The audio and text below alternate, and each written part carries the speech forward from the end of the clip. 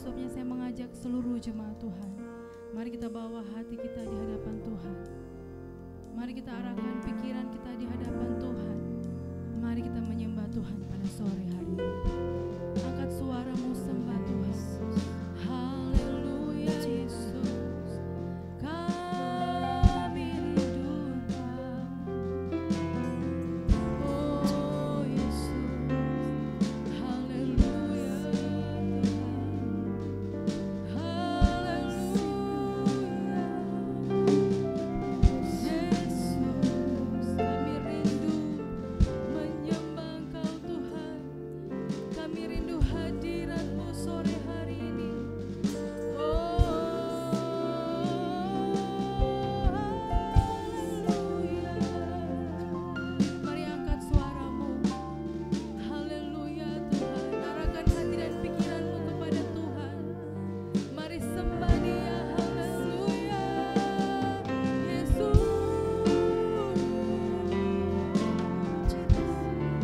Kami puji Engkau, kami puji Engkau, haleluya,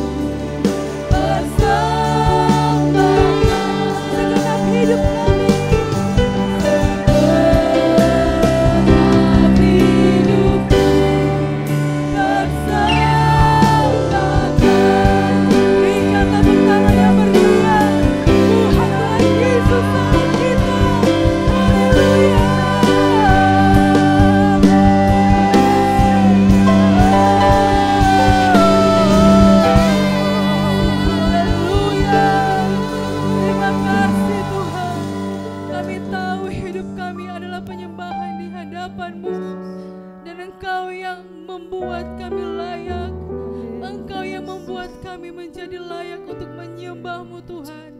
Dan kami bersyukur untuk hal itu. Jika sekarang ini kami bisa dengan bebas dan leluasa menghadap Engkau, menyembah Engkau Tuhan. Kami tahu ini semuanya karena anugerah Tuhan yang besar dalam kehidupan kami. Dan kami mau pakai Tuhan waktu yang Engkau beri untuk terus menyembah dan memuji-Mu ya Tuhan. Pada sore hari ini kami rindu hadirat-Mu tercurah dalam pujian dan penyembahan kami. Hadirat-Mu yang akan selalu memulihkan dan menguatkan kami Tuhan, dalam pengiringan kami kepadamu Tuhan, sampai akhir hayat kami ya Bapa. Terima kasih Tuhan Yesus. Pada sore hari Tuhan kami buka ibadah ini hanya di dalam nama Tuhan Yesus Kristus. Haleluya. Amin. Puji Tuhan, jemaat Tuhan silakan duduk kembali. Ada kuasa di dalam Yesus. Amin. Kita mau menyanyikan pujian ini, kita mau memuji dan menyembah Tuhan pada sore hari ini. Haleluya, puji Tuhan. Amin. Benar yang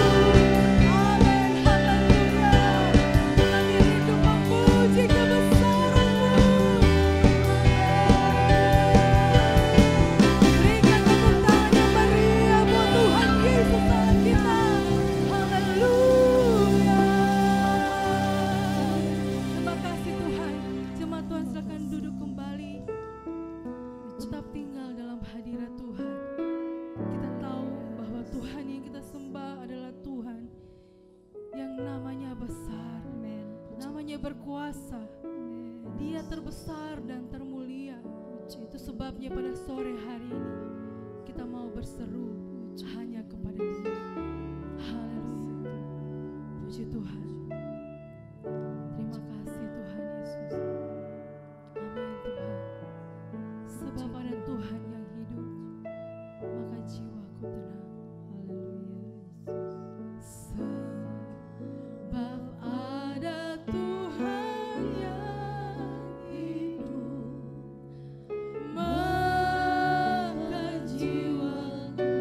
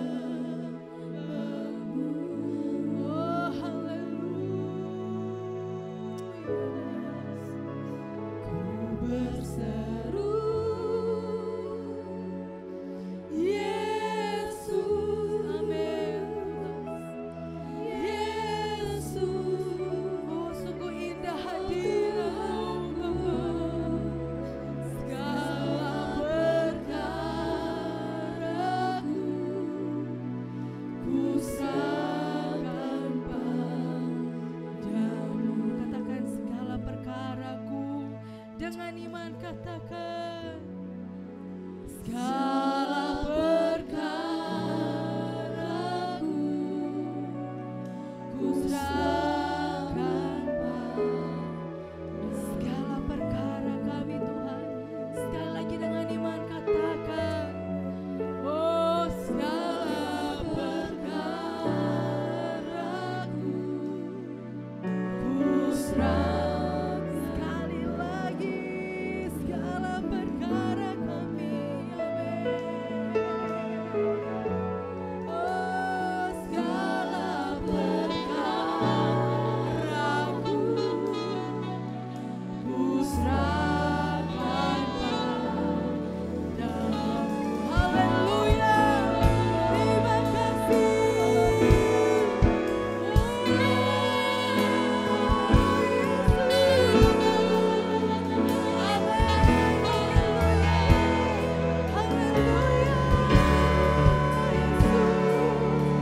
Berikan kemuliaan bagi Tuhan Yesus dalam kita.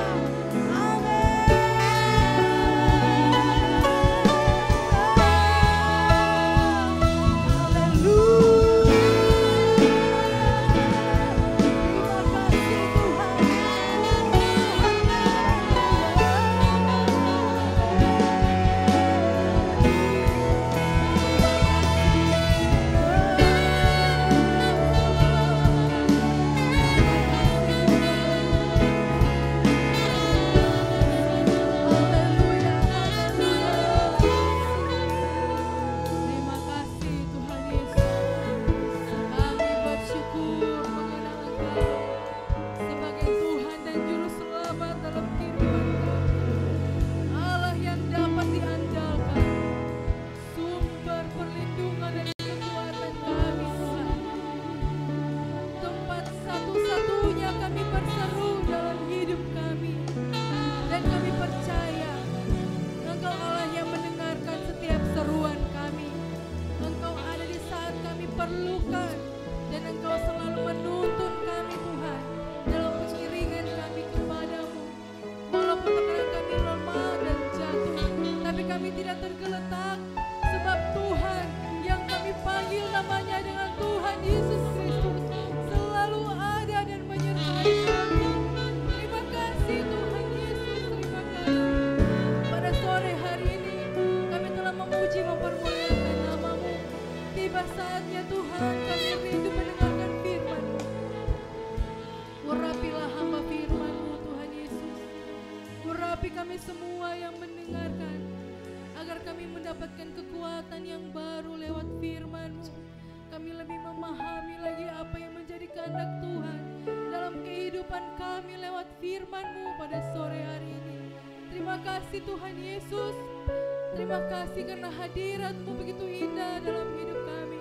Kami membuka hati kami untuk kebenaran firman-Mu di dalam nama Tuhan Yesus Kristus. Haleluya. Amin. Baik Bapak Ibu, Saudara seiman yang dikasihi dan diberkati Tuhan, selamat sore dan salam sejahtera untuk kita sekalian.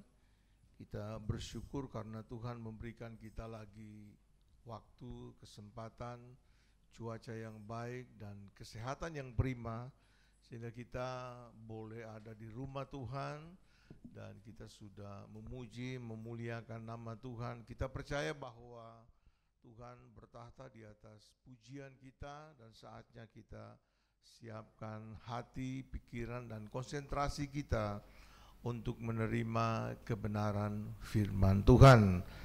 Satu ayat dalam Hosea pasal 6 ayat yang ketiga. Mari kita lihat bersama ayat tersebut. Marilah kita mengenal dan berusaha sungguh-sungguh mengenal Tuhan. Ia pasti akan muncul seperti fajar.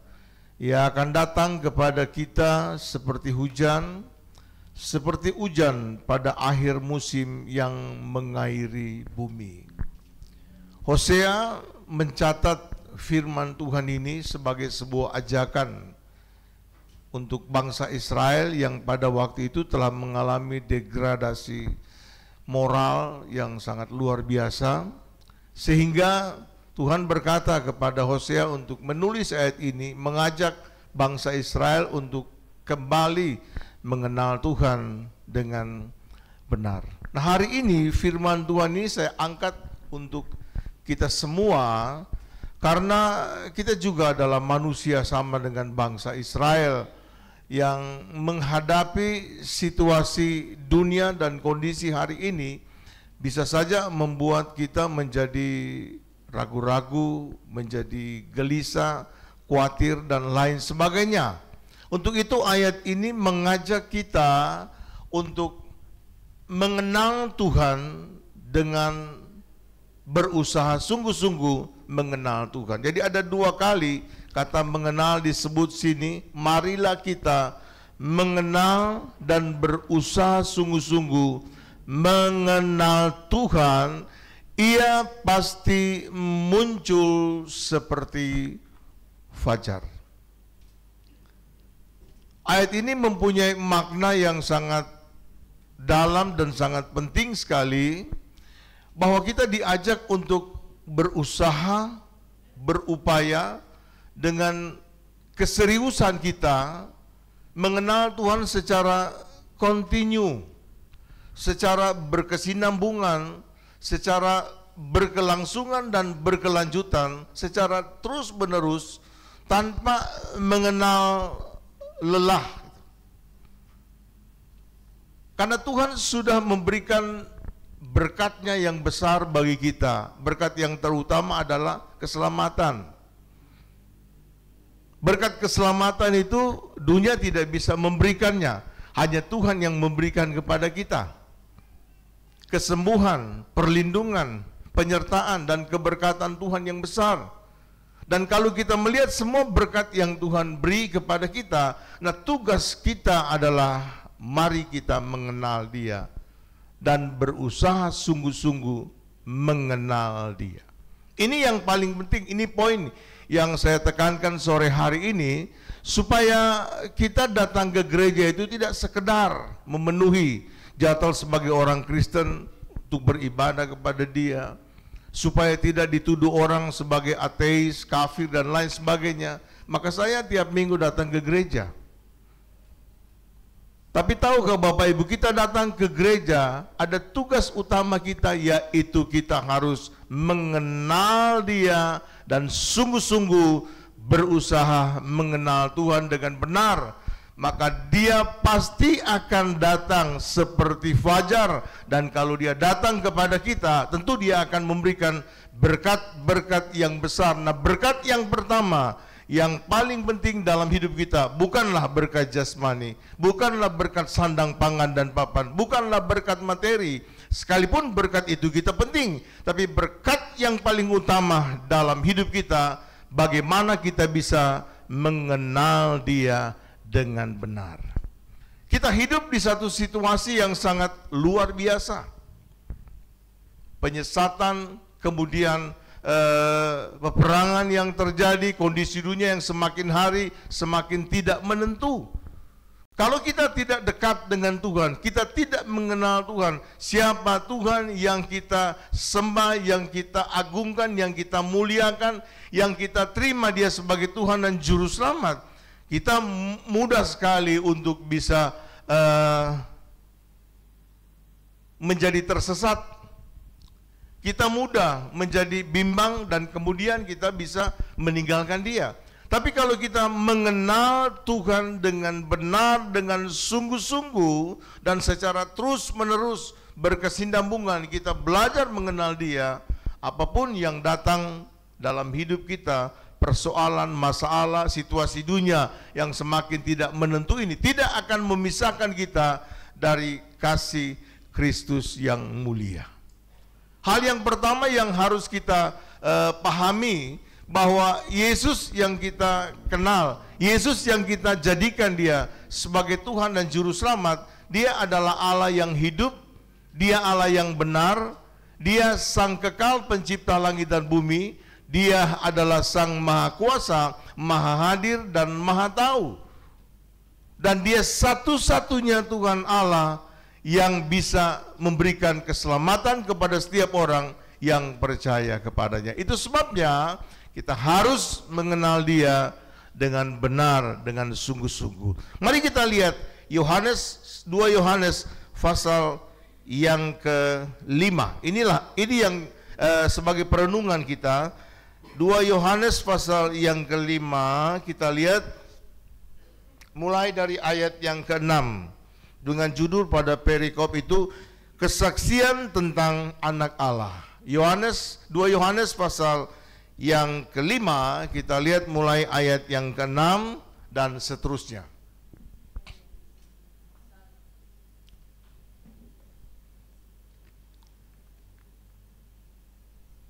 Sorry, 1 Yohanes pasal 5. Maaf ya. 1 Yohanes pasal 5 ayat 6 mulai.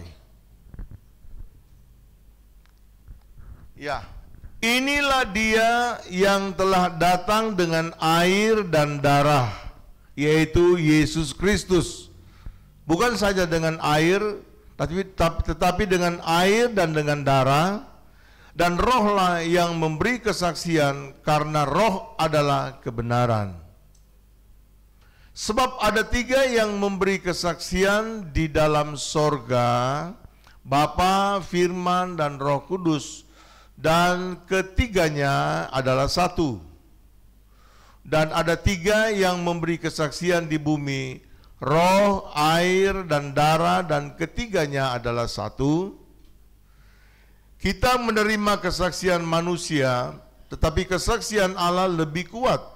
Sebab demikianlah kesaksian yang diberikan Allah tentang anak Allah. Barang siapa percaya kepada anak Allah, ia mempunyai kesaksian itu di dalam dirinya. Barang siapa tidak percaya kepada Allah, ia membuat dia menjadi pendusta, karena ia tidak percaya akan kesaksian yang diberikan Allah tentang anaknya. Dan inilah kesaksian itu, Allah telah mengeruniakan hidup yang kekal kepada kita, dan hidup itu ada dalam anaknya. Barang siapa memiliki anak, ia memiliki hidup. Barang siapa tidak memiliki anak, ia tidak memiliki hidup. Bapak Ibu yang dikasihi dan diberkati oleh Kristus Yesus Tuhan, bahwa kitab suci kita atau Alkitab yang kita miliki, yang kita imani dan kita percayai sebagai firman Tuhan, memang kalau kita teliti, kalau kita telusuri, tidak ada kata Tritunggal dalam Alkitab secara harafiah ataupun secara eksplisit, secara gamblang, tegas dan terus terang. Kita tidak menemukan kata Tritunggal dalam Alkitab kita, sehingga bagaimana kita bisa merumuskan doktrin Tritunggal dalam Alkitab kita. Tapi kalau kita baca dalam Alkitab kita dari Kejadian sampai Wahyu, itu secara tersirat. Tersirat artinya secara tersembunyi dalam Alkitab kita, banyak sekali kegiatan-kegiatan Allah yang dilakukan oleh Allah yang berkaitan dengan kejamakan. Kejamakan ini artinya satu keadaan yang bukan sekedar satu-satunya tunggal. Kejamakan itu artinya satu kesatuan yang terdiri dari beberapa pribadi. Itu yang artinya jamak. Dan semua kegiatan-kegiatan Allah kalau kita baca dalam Alkitab itu semua dalam bentuk yang jamak. Sebentar nanti kita akan lihat. Nah, Tritunggal dan Trinitas menyatakan bahwa Allah itu adalah 3 pribadi atau 3 pribadi yang sehakikat, yaitu Bapa, Firman, dan Roh Kudus. Dan ketiga pribadi ini bisa dibedakan, sekalipun tidak terpisah. Mereka tidak bisa dipisahkan. Bapa, Firman, dan Roh Kudus itu tidak bisa dipisahkan, tetapi mereka tidak menyatu dan tidak bercampur. Jadi kesan kalau tidak bisa dipisahkan itu, dia menyatu dan bercampur, sehingga tidak bisa dibedakan. Seperti air dan garam dan gula, kalau kita larutkan dalam air, kita tidak bisa pisahkan mana air, mana gula, mana garam. Nah, Allah Tritunggal tidak seperti itu, menyatu, tidak tidak bercampur, karena baik Bapa, Anak, Roh Kudus itu bisa dibedakan mana Bapa, mana Anak, mana Roh Kudus. Tapi mereka tidak terpisah, satu kesatuan yang utuh, satu dalam arti yang kompleks. Kompleks ini bukan satu-satunya, tidak ada yang lain. Satu ini adalah satu kesatuan yang utuh. Nah, kalau kita perhatikan dalam Alkitab kita, dari kitab Kejadian, itu ada 3 kali. Ada 3 kali Alkitab mencatat bahwa Allah berbicara kepada dirinya, bahwa baiklah kita. Coba kita lihat dalam kitab Kejadian. Nanti secara perlahan-lahan saya jelaskan ini supaya kita mempunyai pemahaman yang sesuai dengan apa yang ditulis dalam Alkitab. Kitab Kejadian pasal yang pertama, ayat 26, kita lihat yang pertama. Berfirmanlah Allah, baiklah kita menjadikan manusia menurut gambar dan rupa kita. Itu pertama kata kita ditemukan. Kegiatan Allah dalam bentuk jamak. Kata kita dalam kitab Kejadian pasal yang pertama, kemudian Kejadian pasal yang ketiga, ayat 22 berkata juga begini, berfirmanlah Tuhan Allah, sesungguhnya manusia itu telah menjadi seperti salah satu dari kita, tahu tentang yang baik dan yang jahat. Kemudian Kejadian pasal yang ke-11 ayat 7 berkata, baiklah kita turun dan mengacaukan di sana bahasa mereka, sehingga mereka tidak mengerti bahasa mereka masing-masing. Kata kita dalam 3 ayat ini, Kejadian pasal 1, Kejadian pasal 3, dan Kejadian pasal 11, dalam bahasa asli Alkitab Perjanjian Lama atau bahasa Ibrani, itu menggunakan kata naase. Naase itu mempunyai arti ketiga pribadi ini saling mengajak satu dengan yang lain gitu. Kalau cuma saya pribadi, tidak ada orang lain, kemudian saya berkata, marilah kita, itu kan hal yang lucu. Tapi baiklah kita, kata kita di sini artinya ada pribadi-pribadi yang lain yang bersama-sama, yang saling mengajak satu dengan yang lain. Marilah kita bersama-sama. Dan sini dikatakan, marilah kita menjadikan manusia, menciptakan manusia serupa segambar dengan kita. Kata serupa dan segambar dengan kita itu menggunakan kata prototip. Prototip itu artinya contoh asli dan bentuk dasar gitu. Yohanes pasal yang keempat berkata, Allah itu roh adanya. Kata roh itu artinya tidak bisa diraba dan tidak bisa dilihat dengan kasat mata. Tapi Allah mempunyai bentuk dasar. Allah yang roh adanya itu punya tubuh yang roh adanya. Dan ketika Allah Tritunggal ini berkata, baiklah kita menciptakan, menjadikan Allah serupa dan segambar dengan kita, dalam artian untuk bisa mengenal Allah, untuk bisa belajar tentang Allah, maka kita belajar tentang diri kita, karena Allah menciptakan kita segambar dan serupa dengan Dia. Allah yang tidak kelihatan menyatakan diri dalam bentuk manusia.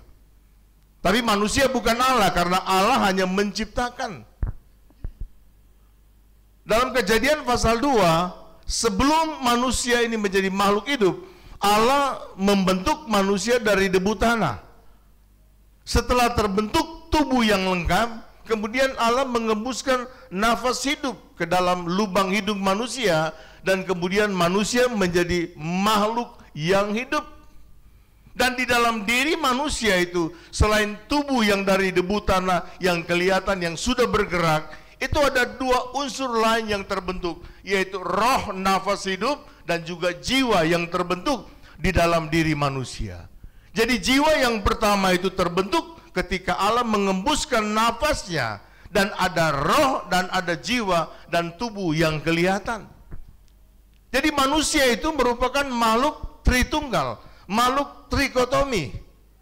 Hanya satu, tapi ada tiga unsur yang melengkapi sehingga menjadi makhluk hidup. Nah, Allah menyatakan diri serupa dan segambar dengan itu. Artinya manusia yang serupa dan segambar dengan Allah. Dan Allah menyatakan diri, menciptakan manusia, aku adalah makhluk, aku adalah pribadi Tritunggal.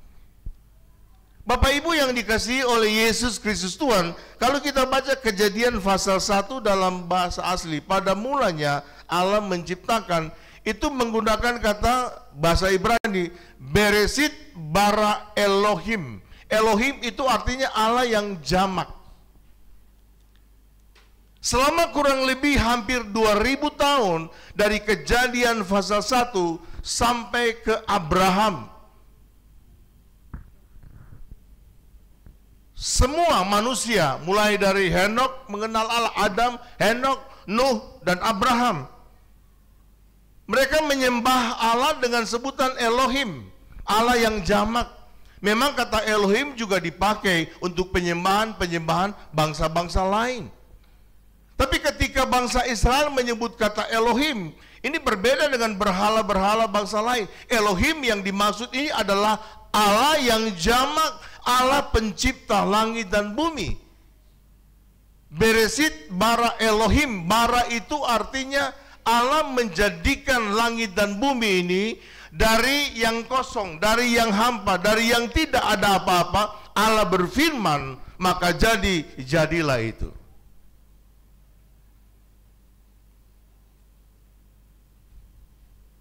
Jadi selama kurang lebih 2000 tahun, para penyembah Allah atau tokoh-tokoh Alkitab yang tercatat dalam Alkitab, dari Adam dan Hawa, Habel, Kain, juga tokoh-tokoh Alkitab yang dicatat dalam kitab Kejadian pasal 5 sampai kepada Abraham, mereka mengenal Allah Elohim. Mereka memanggil Allah Elohim yang jamak. Namun jamaknya berapa pribadi itu belum diketahui. Tapi yang mereka tahu bahwa Allah yang mereka sembah itu adalah Allah yang jamak. Dalam kegiatan-kegiatan Allah yang ditulis dalam Alkitab. Kemudian pada Kejadian pasal 18, kalau kita lihat, Kejadian pasal 18 ayat yang pertama, mari kita lihat. Kemudian Tuhan menampakkan diri kepada Abraham dekat pohon terbantin di Mamre, sedang ia duduk di pintu kemahnya waktu hari panas terik. Ketika ia mengangkat mukanya, ia melihat 3 orang berdiri di depannya. Sesudah dilihatnya mereka, ia berlari dari pintu kemahnya, menyongsong mereka, lalu sujud ia sampai ke tanah. Satu ketika di hari yang cerah, kemudian Allah menampakkan diri sampai kepada Abraham kurang lebih 2000 tahun. Tokoh-tokoh Alkitab menyebut Allah Elohim itu Allah yang jamak. Tetapi ketika Allah menampakkan diri kepada Abraham dengan istilah teofani. Teofani artinya Allah menampakkan diri, menyatakan diri kepada manusia dalam sifat yang eksidentil, yang sewaktu, yang kemudian setelah selesai tugas selesai Allah menampakkan diri dengan pesan-pesan yang disampaikan, kemudian Allah kembali lagi kepada bentuk asalnya yang roh adanya. Jadi mengapa Allah datang dalam bentuk 3 orang? Karena Allah ingin menyatakan bahwa Elohim yang selama 2000 tahun yang disembah oleh para tokoh-tokoh Alkitab itu dibatasi hanya 3 pribadi. Sehingga Allah datang dalam bentuk 3 pribadi. Memang ada misi di situ, di mana Allah ingin berkata kepada Abraham tentang Sodom dan Gomora. Tapi sesungguhnya Allah ingin menyatakan kepada manusia bahwa yang jamak, yang Elohim itu adalah 3 pribadi, dibatasi dalam 3 pribadi. Memang kalau orang yang tidak percaya kepada Allah di dalam Kristus Yesus, memang sangat sulit menerima Tritunggal ini. Itu sebabnya kita harus memakai pikiran Tuhan. Pikiran Tuhan itu begini. Ketika kita mendengar firman Tuhan, kita percaya kepada Tuhan, kita terima Yesus sebagai Tuhan dan Juru Selamat, kemudian Roh Kudus datang dalam hidup kita, itulah kita memperoleh pikiran Tuhan. Dan dengan Roh Kudus itulah kita akan dituntun pada seluruh kebenaran firman Tuhan, mencerahkan pikiran dan hati kita untuk bisa mengenal dan bisa menerima apapun yang dikatakan oleh Alkitab. Lukas pasal yang pertama ayat yang ke-37 berkata bahwa bagi Allah tidak ada yang mustahil. Ini kata malaikat. Artinya bagi Allah tidak ada yang sulit. Yang sulit bagi manusia, bagi Allah tidak sulit. Yang sukar bagi manusia, bagi Allah tidak sukar. Manusia dibatasi oleh ruang, jarak, dan waktu. Allah tidak dibatasi oleh ruang, jarak, dan waktu.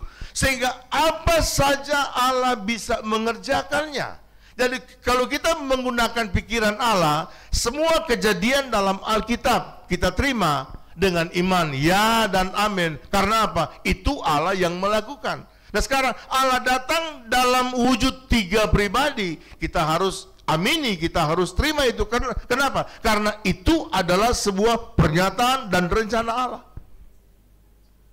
Allah menyatakan diri kepada Abraham bahwa dia adalah 3 pribadi. Memang ada peristiwa di situ, di mana satu orang tawar-menawar dengan Abraham, atau satu pribadi Allah tawar-menawar dengan Abraham. Kemudian 2 pribadi ini terus melakukan misinya untuk menyelamatkan Lot dan keluarga, sehingga mereka terus pergi ke Sodom, karena Sodom itu akan dihukum.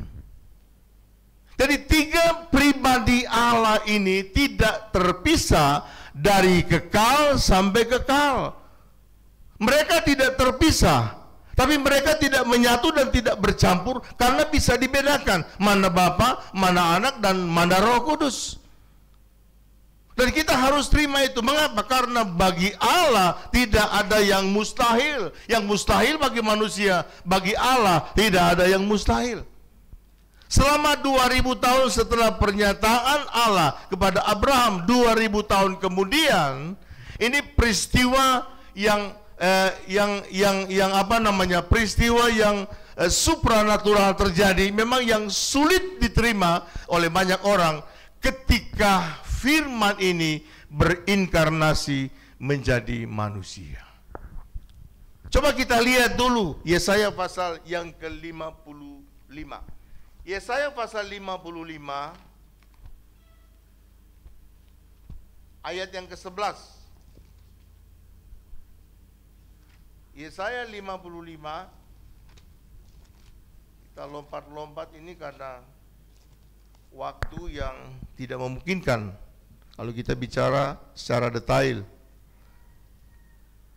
Yesaya 55 ayat 11 berkata begini, demikianlah firman-Ku. Firman-Ku, kata ku ini huruf besar, menunjuk kepada pribadi Allah. Demikianlah firman-Ku yang keluar dari mulut-Ku. Ia tidak akan kembali kepadaku dengan sia-sia, tapi ia akan melaksanakan apa yang ku kehendaki dan akan berhasil dalam apa yang kusuruhkan kepadanya. Jadi firman itu keluar dari mulut Allah. Kalau saudara baca dalam Kejadian pasal 1, berfirmanlah Allah, berfirmanlah Allah. Jadi pribadi firman ini adalah punya kemampuan untuk menciptakan. Bapa itu punya ide untuk melakukan ini dan itu, tapi firman itu yang punya kekuasaan untuk menciptakan. Kemudian kita lihat dalam kitab Yohanes 15 ayat yang ke-26. Yohanes 15 ayat yang ke-26. Jikalau penghibur yang kuutus dari Bapa datang, yaitu roh kebenaran yang keluar dari Bapa, ia akan bersaksi tentang aku. Jadi baik firman maupun roh itu menyatu dengan Bapa. Tapi baik firman maupun roh itu bisa keluar dari diri Allah. Dan kita tidak bisa berpikir begini, kalau roh dan firman keluar dari pribadi Allah, berarti Allah bisa mati. Tidak seperti itu. Karena dia adalah Allah yang kekal, Allah yang maha kuasa. Allah tidak pernah kekurangan firman ketika firman itu keluar. Allah tidak akan kekurangan roh ketika roh itu keluar dari dirinya. Dia tetap Allah. Seperti yang saya contohkan hari ini, saya lagi berdiri di tempat ini. Yang saudara lihat saya itu hanya satu. Tapi kata-kata yang keluar dari saya itu pengetahuan yang saya miliki, yang saya belajar selama ini, dan bisa saya ajarkan kepada Bapak Ibu. Nah, apakah perkataan saya yang saya keluarkan lewat mulut ini, saya bisa kekurangan pengetahuan? Kan tidak. 100 kali, 1000 kali saya berkata-kata tentang materi ini, saya tidak pernah kekurangan itu. Kenapa? Karena ini menjadi pengetahuan bagi saya. Apalagi Tuhan, dia adalah Allah yang berkuasa di atas segala-galanya. Ketika dia berkata-kata, dia tidak pernah akan kekurangan firman. Karena baik Bapa, baik firman, baik Roh Kudus sama-sama maha kuasa, maha hadir, dan maha tahu. Amin. Itu sebabnya Bapak Ibu yang dikasihi oleh Yesus Kristus, ketika Gabriel datang kepada Maria dan berkata, Maria, engkau akan mengandung dari Roh Kudus.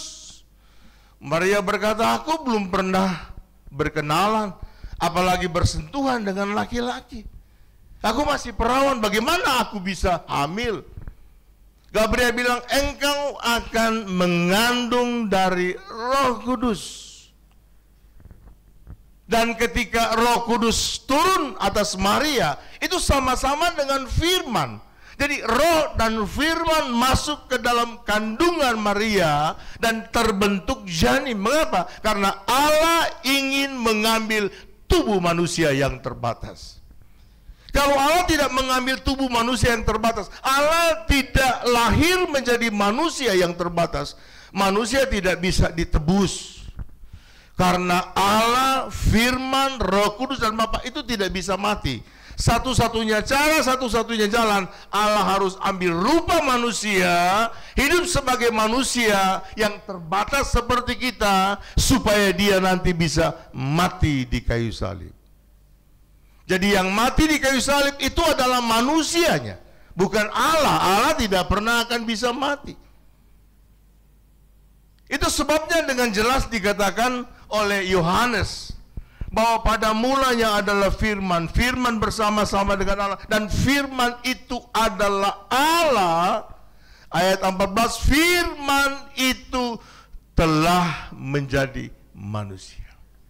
Jadi ketika Yesus dilahirkan sebagai manusia sejati, ada Roh Kudus dan ada firman dalam diri Yesus Kristus. Dan kemudian Yesus dibesarkan sebagai manusia pada umum, sebagai manusia sebagaimana manusia pada umumnya. Dia lahir secara biologis, kemudian dia dibesarkan seperti bayi manusia pada umumnya. Tidak tiba-tiba kemudian jadi besar, bisa berbicara, berkuasa, dan bisa melakukan mujizat. Tidak. Yesus bertumbuh secara manusiawi seperti kita, karena dia memang manusia 100%. Tapi di satu sisi dia adalah pribadi Allah yang tidak kelihatan. Firman dan Roh Kudus yang ada dalam dirinya itu adalah pribadi Allah, wujud Allah yang tidak kelihatan mengambil rupa manusia. Dan dia hidup di antara manusia, dia menikmati kehidupan manusia.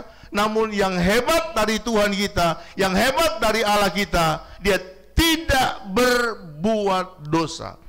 Dia menikmati kelemahan-kelemahan yang kita alami. Dia menikmati semuanya. Dia bisa lapar, dia kemudian bisa susah, dia bisa menangis, dan dia bisa mengalami semua yang kita alami. Cuma satu hal yang dia tidak lakukan adalah dia tidak melakukan dosa. Dia punya pikiran seperti kita, tapi dia tidak pernah berpikir yang negatif. Dia punya mulut seperti kita, bisa berbicara, tapi dia tidak pernah mengeluarkan kata-kata yang kotor, makian dan lain sebagainya. Dia punya tangan seperti kita karena dia manusia sejati, tapi dia tidak pernah menggunakan tangan untuk memukul orang, menyusahkan orang dan sebagainya. Pokoknya Yesus menjadi manusia sejati, tapi dia tidak melakukan dosa. Itu yang berbeda dengan manusia-manusia yang lain. Itu sebabnya kita bersyukur kita punya Tuhan yang hebat dan luar biasa. Kita kembali kepada pembacaan kita dalam 1 Yohanes tadi pasal yang ke-6. 1 Yohanes pasal yang ke-6, mari kita lihat. Ayat yang 5 maksudnya. Ayat yang ke-6. Inilah dia yang telah datang dengan air dan darah, yaitu Yesus Kristus. Bukan saja dengan air, tetapi dengan air dan dengan darah dan roh yang memberi kesaksian, karena roh adalah kebenaran. Nah, ayat yang ke-6 ini menjelaskan kepada kita tentang kemanusiaan Yesus. Ada air dan ada darah, itu mewakili tubuh jasmani manusia. Bahwa tubuh manusia itu terdiri dari berapa? 2/3 air ya. 2/3 tubuh manusia terdiri dari air. Dan juga ada darah di dalamnya. Mengapa air dan darah itu dipisahkan?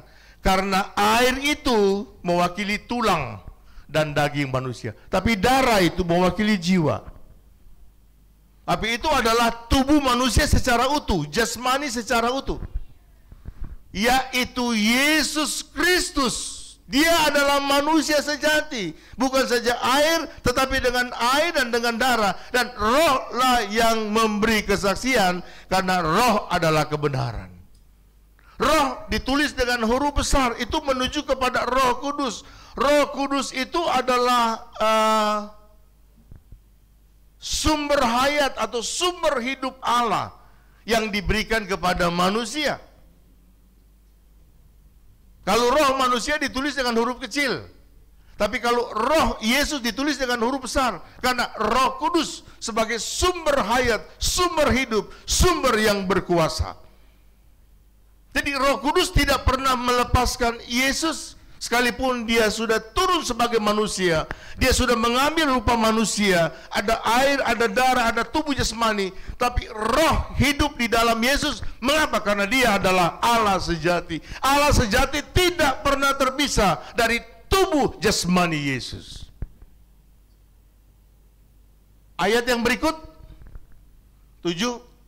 Sebab ada 3 yang memberi kesaksian di sorga. Ada 3 yang memberi kesaksian di sorga, di dalam sorga. Bapa, Firman, dan Roh Kudus. Dan ketiganya adalah satu. Satu yang dimaksud ini disebut adalah pribadi Allah yang satu. Allah kita dalam kekristenan bukan 3, saudara, 1. Amin. Allah kita bukan 3, 1. Tapi satu pribadi ini memiliki 3 pribadi, yaitu Bapa, Firman, dan Roh Kudus. Yang saudara lihat saya ada berapa di mimbar? Ada berapa? Ada berapa? Ada 1. Tapi yang membuat saya bisa bergerak, saya bisa berbicara, adalah karena ada 2 unsur lain, yaitu apa? Roh dan jiwa. Kalau roh dan jiwa ini keluar dari saya bukan lagi manusia hidup, tapi apa? Orang mati, tidak bisa bergerak. Demikian juga dengan Allah. Jika satu pribadi ini keluar, ditarik dari, dia bukan Allah lagi. Karena Allah itu adalah Bapa, Firman, dan Roh Kudus. Ada seorang Bapak gereja yang memang sampai hari ini pengajarannya tidak bisa diterima, yaitu Arius. Arius adalah pastor di ada sebuah kota di Mesir, saya lupa namanya itu. Sebuah kota di Mesir. Dia adalah pastor di situ.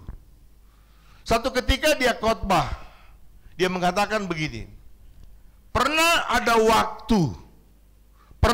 waktu di mana firman itu tidak ada.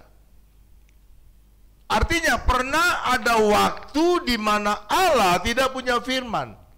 Berarti kalau Allah tidak punya firman, Allah tidak bisa apa? Berbicara. Allah tidak bisa berkata-kata. Karena dia menganggap bahwa firman itu tidak kekal.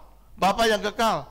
Dan dia mengatakan roh juga satu ketika belum bersama-sama dengan Tuhan. Nah, kalau roh dan firman tidak sekekal sama-sama dengan Bapa, berarti Bapa pernah mati, pernah tidak punya roh dan tidak bisa berbicara.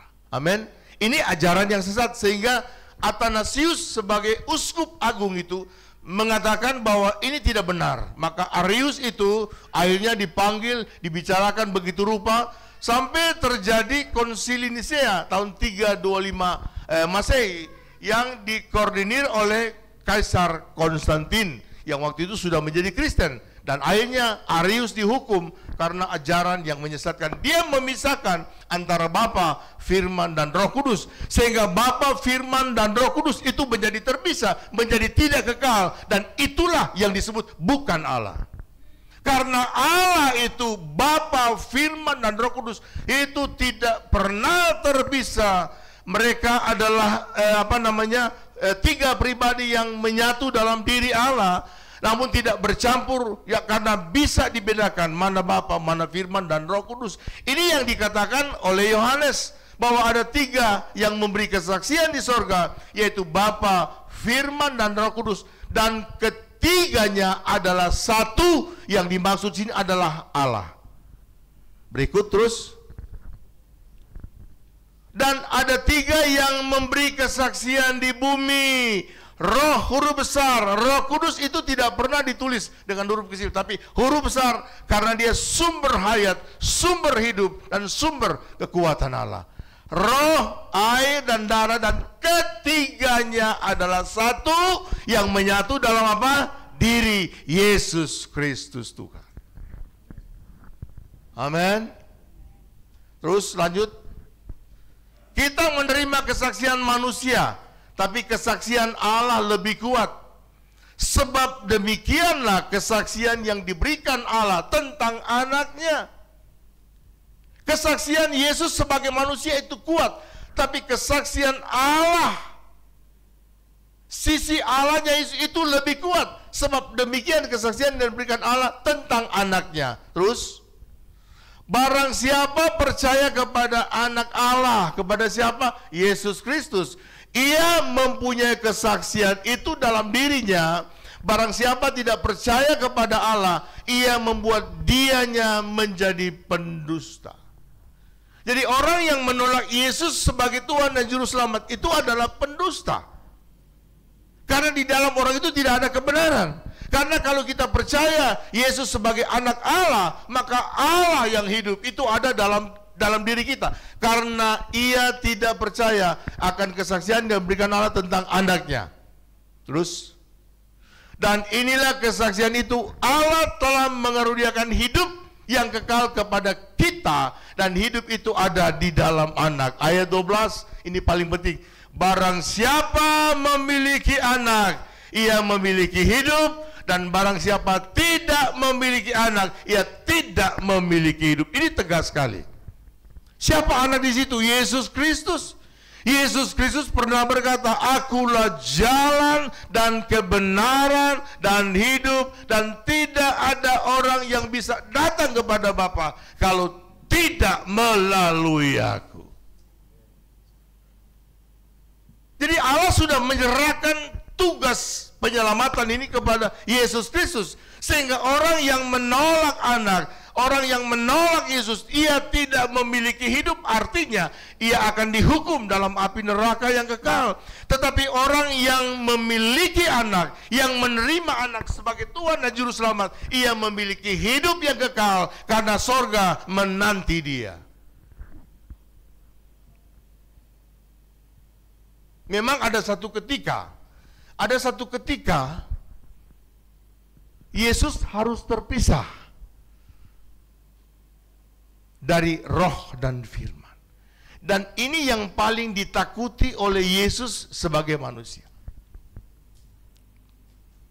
Itu sebabnya mari kita lihat. Ini penting untuk kita pahami bersama. Dalam kitab Matius pasal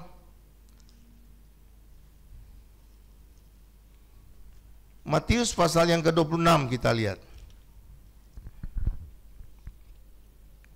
Matius pasal 26 ayat yang ke-42. Matius 26 ayat 42 berkata begini. Lalu ia pergi untuk kedua kalinya dan berdoa katanya, ya Bapakku, jikalau cawan ini tidak mungkin lalu, kecuali apabila aku meminumnya, jadilah kehendak. Tapi kitab Markus kitab Markus pasal 14, mari kita buka bersama. Markus 14 ayat yang ke-36. Markus 14 ayat 36 berkata begini. Katanya, ya Aba, ya Bapa, tidak ada yang mustahil apa bagimu. Ini kalimat ini sama dengan Gabriel berkata kepada Maria, bagi Allah apa? Tidak ada yang mustahil. Yesus ulangi lagi ketika dia sedang berdoa di Taman Getsemani. Dia tahu apa yang dia akan hadapi. Dia berkata begini, tidak ada yang mustahil bagimu. Ambillah cawan ini daripadaku. Ambillah cawan ini daripadaku. Tetapi janganlah apa yang aku kehendaki, melainkan apa yang engkau kehendaki. Mengapa dia suruh ambil cawan ini? Karena apa?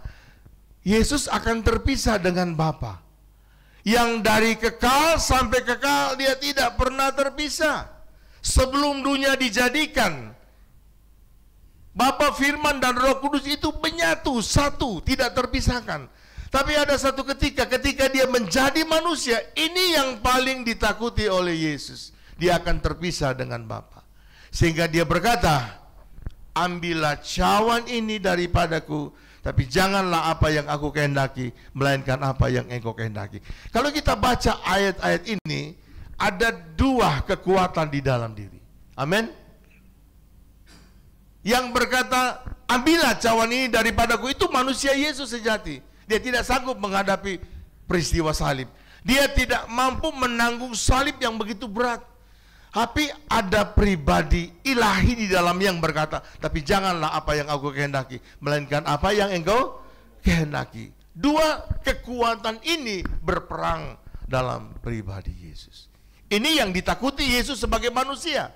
Tapi dia sebagai ilahi, memang dia harus menjalankan ini. Karena kalau dia tidak menjalankan ini, dia tidak menjalani ini, maka karya penebusan manusia sedunia itu tidak pernah akan terjadi. Dan kita tidak akan berkumpul di tempat ini. Amin. Tapi oleh karena kemurahan Allah, oleh karena anugerah Allah, oleh karena karya Kristus, maka kita ada di sini menghargai dan menghormati karya agung penyelamatan yang dikaryakan oleh Yesus Kristus Tuhan.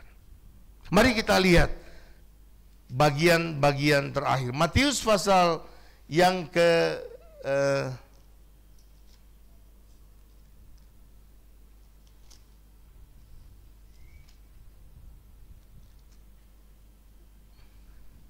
Matius pasal yang ke-27 berkata begini. Ini yang paling Yesus takuti sebagai manusia. Ayat 46, kira-kira jam 3. Kira-kira jam 3, artinya jam 3 sore, Yesus berseru. Kira-kira jam 3 berseru Yesus dengan suara nyaring. Jadi semua orang yang ada di situ mendengar seruan Yesus. Dia berkata apa? Eli, Eli, lama sabatani. Artinya, Allahku, Allahku, mengapa engkau meninggalkan aku? Amin. Saudara tahu apa maksud ini? Kalau Allah tetap berdiam dalam pribadi Yesus, kalau natur Allah tidak keluar dari pribadi Yesus, Yesus tidak akan mati di kayu salib. Amin. Mau 10 hari, mau 1 tahun dia tergantung di kayu salib, dia tidak akan mati. Saudara ngerti ini? Itu sebabnya Allah harus apa? Meninggalkan Yesus. Natur Allah harus keluar dari diri Yesus. Ini yang paling ditakuti Yesus sebagai manusia sejati. Yang ketika dalam kitab 1 Petrus pasal 1 ayat 20, ia telah dipilih sebelum dunia dijadikan. Bukan dia tidak tahu peristiwa ini akan terjadi, dia sudah tahu peristiwa ini akan terjadi. Tetapi ketika dia berinkarnasi menjadi manusia, dan ketika dia menghadapi peristiwa salib inilah, ada tawar-menawar. Dia berkata, Bapa, kalau cawan ini bisa lalu, biarlah lalu daripadaku, tapi jangan jadi kehendakku. Jangan jadi kehendak manusianya, tapi jadilah kehendak Allah di sorga. Jadi ada waktu yang sempit sekali, di mana Allah meninggalkan Yesus, dan kemudian Yesus harus mati di kayu salib. Itu sebabnya ketika Yesus menanggung dosa manusia seisi dunia ini, dia tanggung dengan dirinya dalam natur manusianya. Natur manusia itu yang memikul semua dosa-dosa manusia. Itu sebabnya Allah harus keluar dari dia, dan dia harus mati di kayu salib memikul dosa manusia. Tetapi puji Tuhan, hari ketiga Roh Kudus masuk dan dia bangkit dari antara orang mati, dan kuasa kematian tidak lagi berkuasa atas dirinya. 1 Petrus pasal 1 ayat 18 berkata begitu. Mari kita lihat.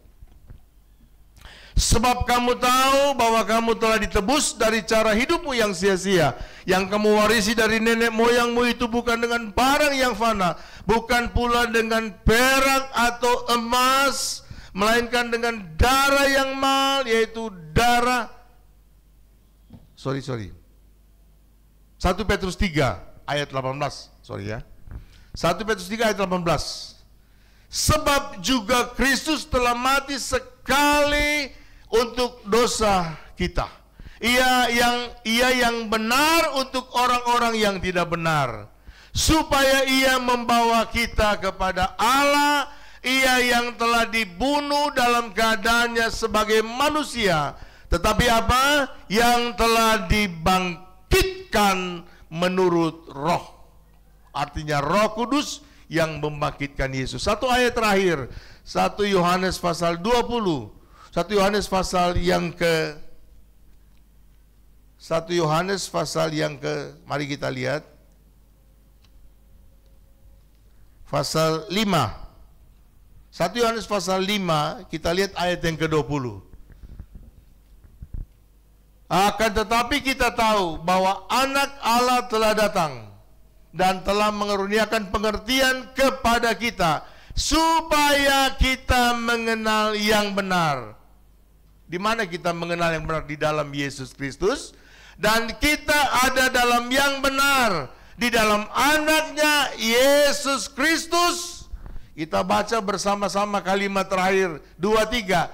Dia adalah Allah yang benar dan hidup yang kekal. Mari kita berikan tepuk tangan kepada Tuhan Yesus Kristus. Itu sebabnya kita bangga punya Allah di dalam Yesus Kristus. Allah yang apa? Allah yang hidup, Allah yang benar, Sang kekal pencipta langit dan bumi, Sang Maha Kuasa, Maha Hadir, Maha Tahu, yang sudah berkorban untuk kita, yang sudah bangkit dari antara orang mati dan duduk di sebelah kanan Allah. Kita tinggal menunggu kedatangannya kali yang kedua untuk menjemput kita masuk dalam kemuliaan sorga yang tinggal kekal buat selama-lamanya. Amin. Saya kembalikan kepada Bapak.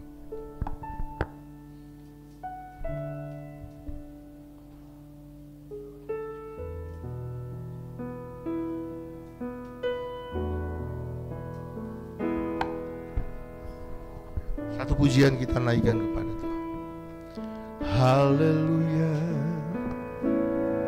puji Tuhan. Haleluya, amen. Jesus, terima kasih. Engkau Allah yang baik.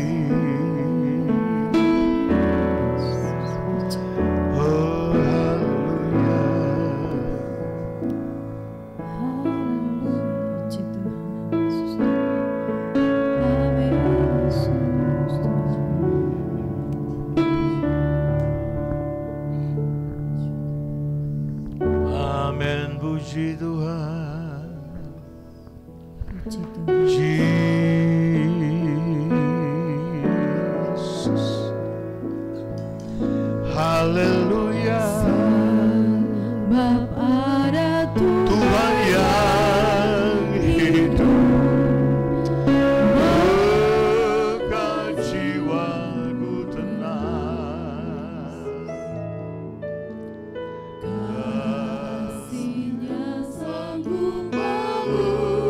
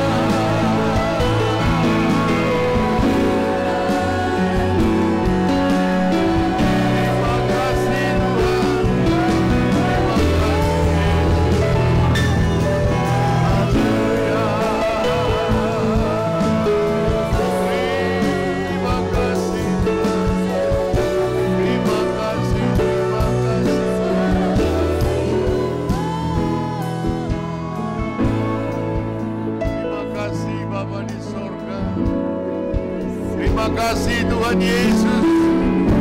Terima kasih Roh Kudus.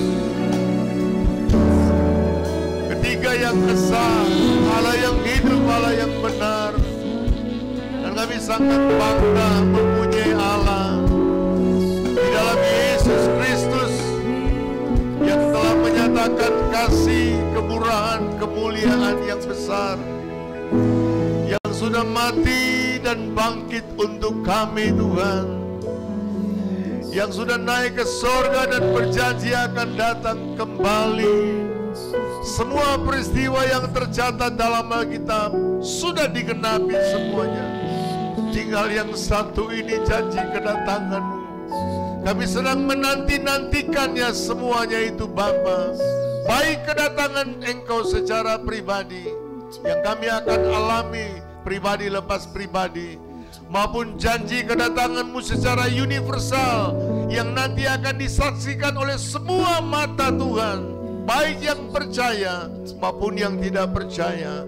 Dan kami bersyukur, berterima kasih karena Engkau sudah memberikan kami pemahaman dan pengetahuan yang benar. Kami ada dalam yang benar, kami hidup dalam yang benar, karena kami punya Allah yang benar. Terima kasih Bapa di sorga. Terima kasih Tuhan Yesus, terima kasih Roh Kudus. Dan sebagai wujud tanda terima kasih kami akan kebenaran firman Tuhan, kami akan memberi persembahan besar dan kecil, sama-sama Engkau memberkatinya. Di dalam nama Yesus kami sudah berdoa. Haleluya. Amin.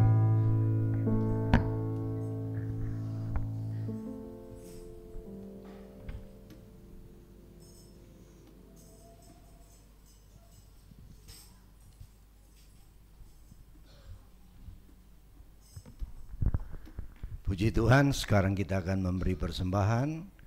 Kita bawa ke depan, saudara-saudara, disambut dengan pujian yang sudah dipersiapkan. Coba ada lagu yang tadi mungkin sudah yang tadi pagi baru dinyanyikan, walaupun lagu itu memang sudah lama, hanya jarang dilakukan.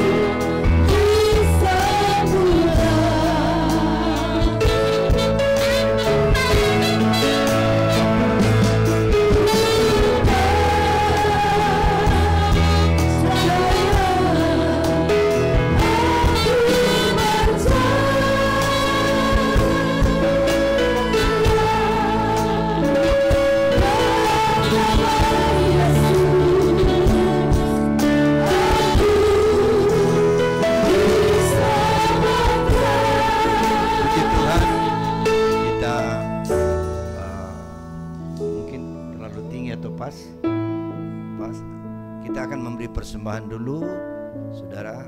Saya persilakan dari sebelah kiri saya, kemudian di tengah dan di kanan untuk bawa persembahan ke depan. Kita nyanyikan refnya dulu berkali-kali, nanti kemudian baru kita lakukan. Aku percaya atau ku percaya.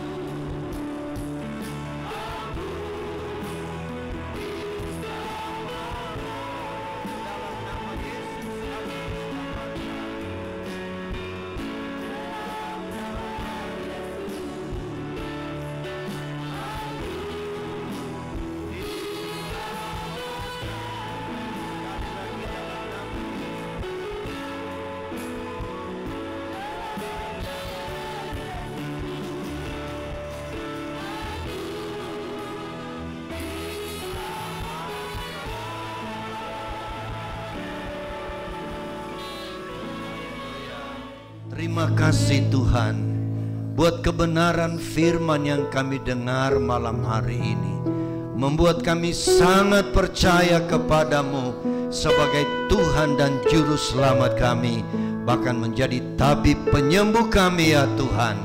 Terpujilah akan Tuhan.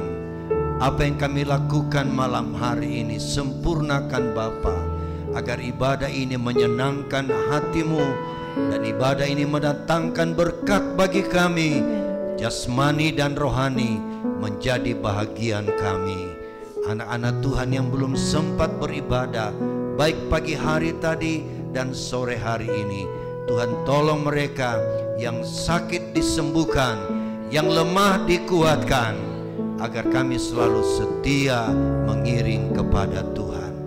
Pelayanan kami sepanjang minggu, bahkan setiap pekerjaan umat-umat Tuhan yang akan dikerjakan sepanjang minggu ini, Tuhan juga tolong memberkati kiranya, supaya semua berhasil dan Tuhan punya nama dipermuliakan. Bila ada umat-umat-Mu yang akan bepergian kemana saja, lewat darat, laut ataupun udara, Tuhan melindungi, bahkan di tempat mereka tuju dengan selamat daripada Tuhan. Sehingga dimanapun kami berada, kami selalu memuliakan dan membesarkan nama-Mu. Sebentar kami berpisah, kami kembali ke rumah kami masing-masing. Tuhan lindungi dan pelihara kami, bahkan di tempat kediaman kami dengan selamat daripada Tuhan. Terima kasih Bapa di surga. Kami percaya berkat-Mu telah menjadi bahagian kami. Itulah sebabnya dengan menadahkan tangan kita kepada Tuhan, kekasih-kekasihku, mari kita kembali ke tempat kita masing-masing dengan membawa berkat dan nikmat dari Allah Bapa, kasih sayang dari Tuhan Yesus, perlindungan, pengentaran, pimpinan, kuat kuasa Roh Kudus menyertai melindungi kita bersama mulai malam hari ini sampai hari Maranatha, Yesus kembali kali yang kedua. Haleluya. Yang percaya berkata amin. Selamat malam, Tuhan memberkati.